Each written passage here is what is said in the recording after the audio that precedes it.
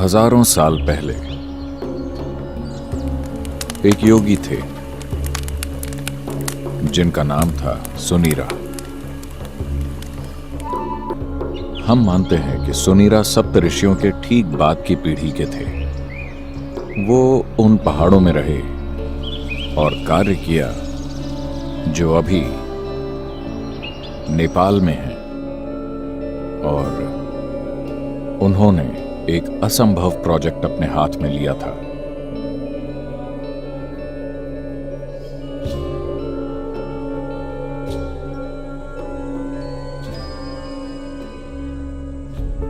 सुनीरा ने देखा कि मानव चेतना का विकास हो सकता है अगर आप एक परफेक्ट इंसान तैयार करें। एक तरह से वो शिव की परंपरा से आए थे। कहीं ना कहीं उनका सपना था कि शिव की तरह एक दूसरा प्राणी बनाए। वो एक बार फिर से एक जीते जागते शिव बनाना चाहते थे, दुनिया के लिए एक परफेक्ट गुरु जो पूरी तरह बहुआयामी हो। सिर्फ इस तरह की शिक्षा या उस तरह की शिक्षा न दें जैसे शिव ने पूरी मानव चेतना और मानव शरीर की हर संभव रूप में खोज की थी।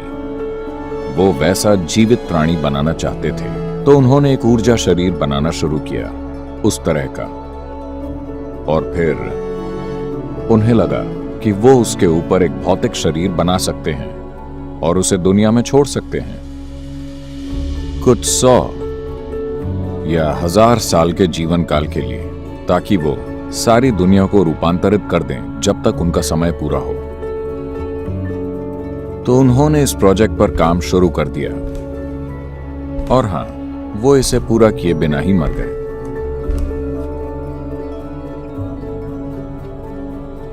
तो यहां और वहां इन 15,000 सालों में कई महत्वाकांक्षी योगियों ने उसी प्रोजेक्ट को उठाया जिसे सुनीरा ने छोड़ा था, और फिर से एक परफेक्ट गुरु के ऊर्जा शरीर को बनाने की कोशिश की जो मानव चेतना को रूपांतरित कर सके।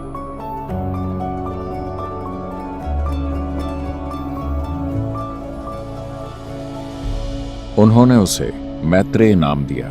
मैत्रेय का अर्थ है मित्र, मानव जाति का सच्चा मित्र जो आकर मानवता को बदल दे, एक विश्व गुरु।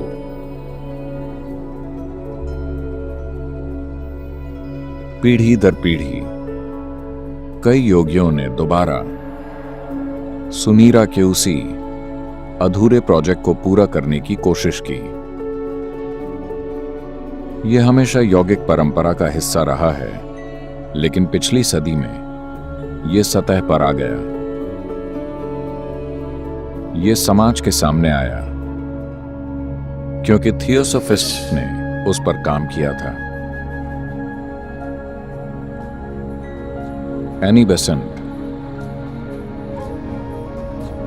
लेडबीटर और मैडम, जो भी उनका नाम था, मैं बोल नहीं पाऊंगा, ब्लावत्स्की, उन तीनों ने इस पर काम शुरू किया। उन्होंने कहा, हम इसे पूरा करेंगे। उन्होंने तंत्र विद्या के ज्ञान को बड़ी मात्रा में इकट्ठा किया। शायद पिछले कुछ 100 सालों में पहली बार, और निश्चित रूप से पहली बार, पारंपरिक तरीके से नहीं बल्कि आधुनिक तरीके से उन्होंने इस प्रोजेक्ट पर काम शुरू किया।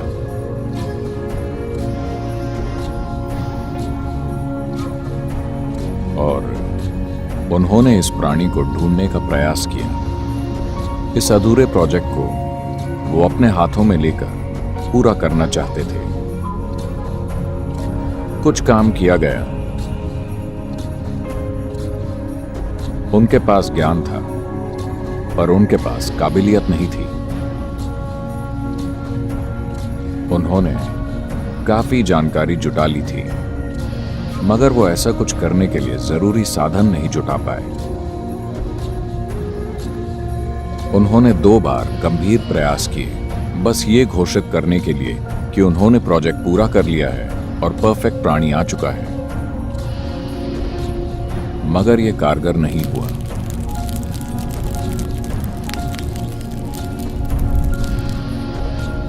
एक और समानांतर रेखा भी खींची जा रही थी। पिछले कुछ सहस्त्राब्दियों से, जहां कुछ और योगी जो सुनीरा के इस गौरवशाली मगर लगभग असंभव प्रोजेक्ट के बारे में जानते थे, उन्होंने ऐसी ही शक्ति पर काम शुरू कर दिया ताकि ऐसी एक संभावना को तैयार किया जाए, मगर उसी चीज के लिए उनकी समझ बिल्कुल अलग थी। एक ऐसा परफेक्ट प्राणी बनाना जो इंसान न हो, इंसानी रूप में न हो,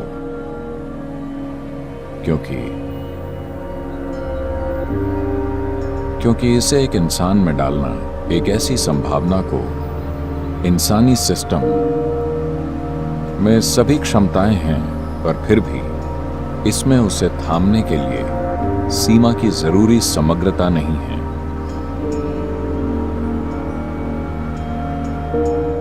ऐसे कई पुराने अनुभव हैं जिसमें कई जगहों पर ध्यान लिंग बनाना या बनाने की कोशिश की गई है।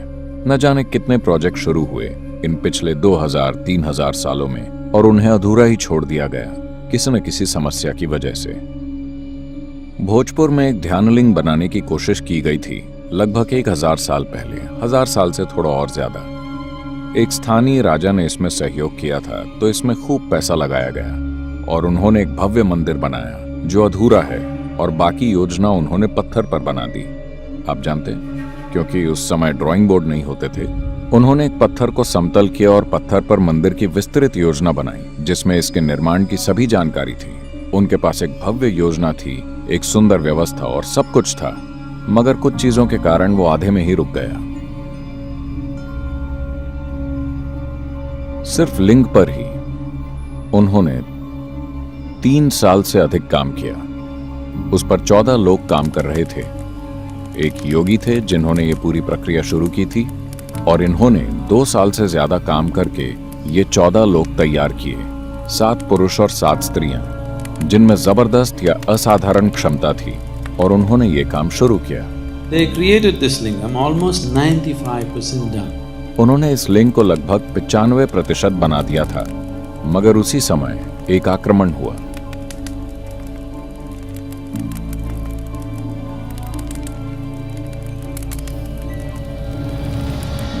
जो लोग हमला करने आए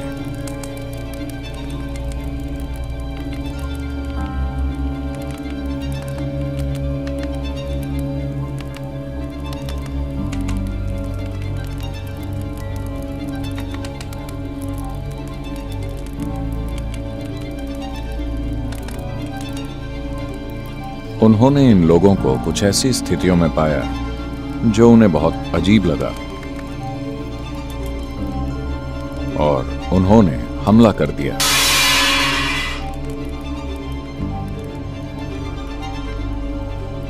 उस हमले में योगी का बायां पैर कट गया। शरीर में इस चोट के कारण वो आगे का काम नहीं कर पाए, तो उन्होंने तय किया कि कुछ योगी खुद लिंग में समा जाएंगे और इस काम को पूरा कर देंगे, और वो सभी अपने शरीर छोड़कर लिंग में समा गए। पर जो दूसरे योगी थे जिन्हें ये काम करना था, वो इस परिस्थिति से इतने भावुक हो गए कि वो ऊर्जाओं को बंद नहीं कर पाए। क्योंकि वो उसे समय पर लॉक नहीं कर पाए, तो लिंग में दरार आ गई। आज भी आप देख सकते हैं, लिंग में एक सीधी दरार है। वो लगभग 3 से 4 इंच खुल गया था। अब उसे चूने से भर दिया गया है। आर्कियोलॉजिकल विभाग ने उसमें चूना भर दिया है, पर उसमें दरार आ चुकी है।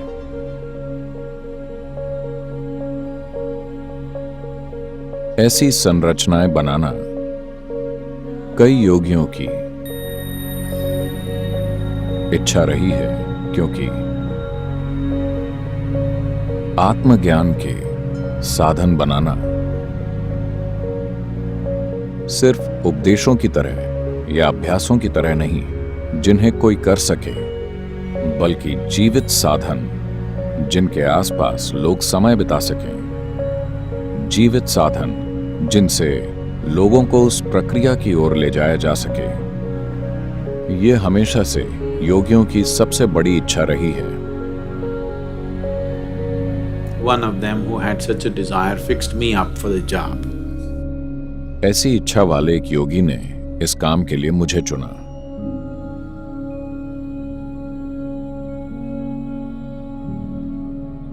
उनके साथ मेरी शारीरिक करीबी सिर्फ चंद मिनटों की ही थी। इन कुछ क्षणों में ही इस शानदार चतुर व्यक्ति ने अपने प्रोजेक्ट के लिए मुझे गुलाम बना लिया।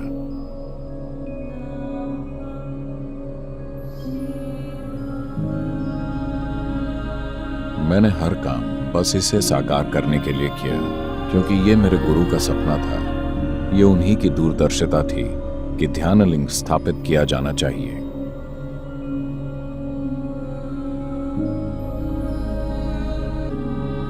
ये मेरे गुरु की इच्छा और उनकी कृपा है।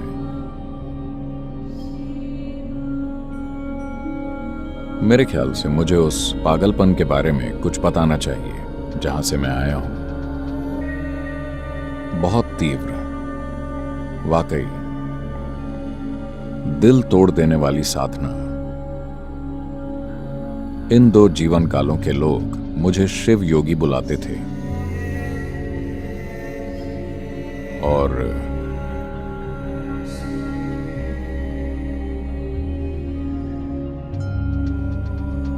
जब जरूरत थी, जब मेरे गुरु प्रकट हुए,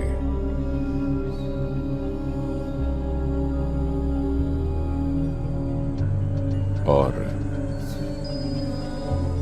जब उन्हें लगा कि मुझे छूना ठीक नहीं होगा, तो उन्होंने अपनी छड़ी से मुझे छुआ और वो सब जो जागृत होना जरूरी था वो जागृत हो गया। मैं उस परम बिंदु पर था जिस पर कोई भी चीज हो सकती है।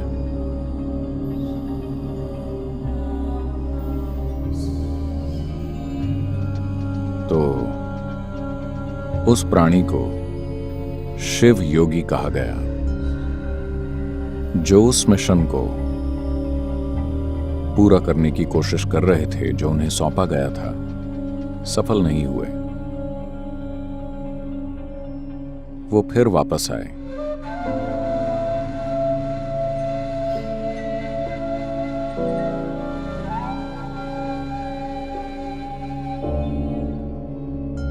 सद्गुरु श्री ब्रह्मा के रूप में। कड़ी मेहनत की, लगभग सफल हो गए थे, मगर वो समाज में अच्छी छवि नहीं बना सके, क्योंकि वो जो थे उसकी तीव्रता सामाजिक हालात में समझी नहीं जा सकती थी, तो वो उसे पूरा नहीं कर पाए। उन्होंने कुछ लोगों को तैयार किया और फिर पहाड़ पर चले गए। वो खुद को जांच रहे थे कि वो असफल क्यों हुए। उनके पास सब कुछ था, ऐसा क्यों हुआ कि सफलता नहीं मिली? वो जानते थे कि ऐसा नहीं है कि उनमें क्षमता की कमी है, बात बस इतनी है कि वो बस समाज का समर्थन नहीं जुटा पाए जिसकी जरूरत थी। तो वो आखिरी बार पहाड़ पर गए।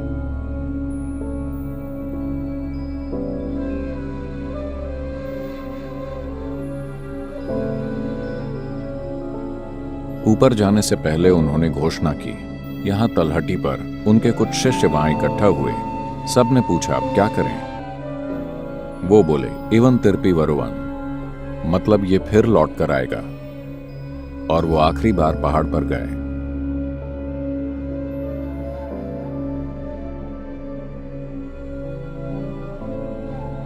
और उन्होंने एक दुर्लभ चीज की। उन्होंने एक ही समय पर अपने 7 चक्रों से अपना शरीर छोड़ दिया। यानी वो बस खुद को जांच रहे थे वो जानते थे कि ऐसा नहीं है, मगर फिर भी कुछ असफल हो तो सबसे पहले आपको अपने दोष जांचने चाहिए। तो वो देख रहे थे कि क्या मैं सक्षम नहीं हूं या उतना सक्षम नहीं हूं, तो उन्होंने अपने 7 चक्रों से अपना शरीर छोड़ दिया। ये असाधारण ऊर्जा, बिल्कुल अलग ऊर्जा जो कहीं और नहीं है, आप 7वीं पहाड़ी पर महसूस कर सकते हैं।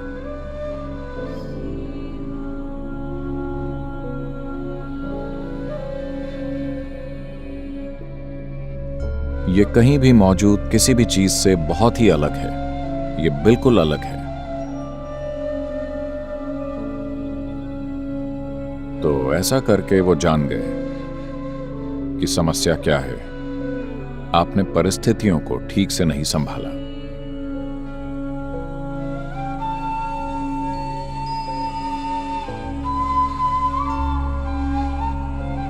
इस बार जब हम आए तो हमने सारी योजना उस बिंदु तक बनाई जहां हमने तय किया कि कुछ लोग जिनकी मुझे जरूरत होगी वो कहां, किस कोख से जन्म लेंगे और कैसे। सब कुछ तय किया गया और सब कुछ वैसा ही हुआ।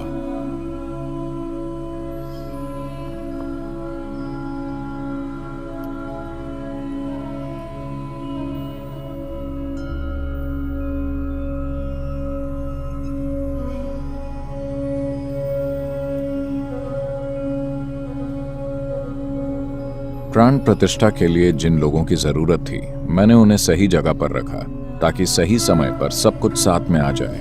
इसके बावजूद इस जीवन में इसे पूरा करने के लिए लोगों को साथ लाने, उन्हें उनका अतीत याद दिलाने, उन्हें तैयार करने में 18 साल की तैयारी लगी। यह आपके लिए परी कथा जैसा है, मगर यह ऐसी चीज है जो हमारे लिए एक जीवित सच्चाई है।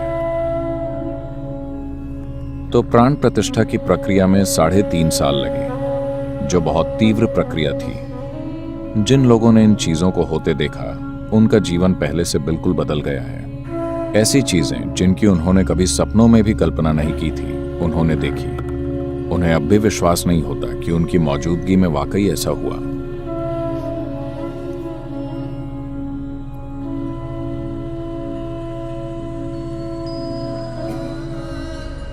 योगी सुनीरा,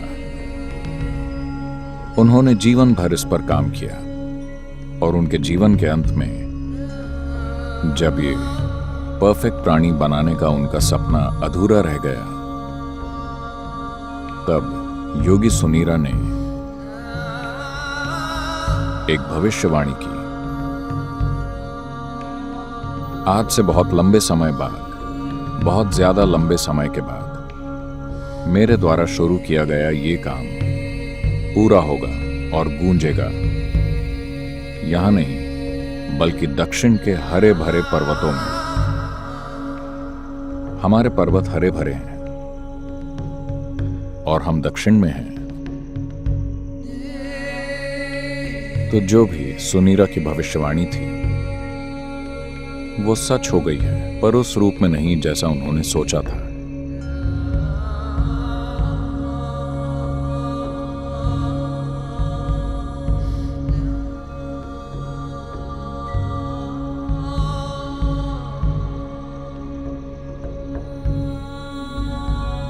ध्यानलिंग एक जीवित गुरु की तरह है।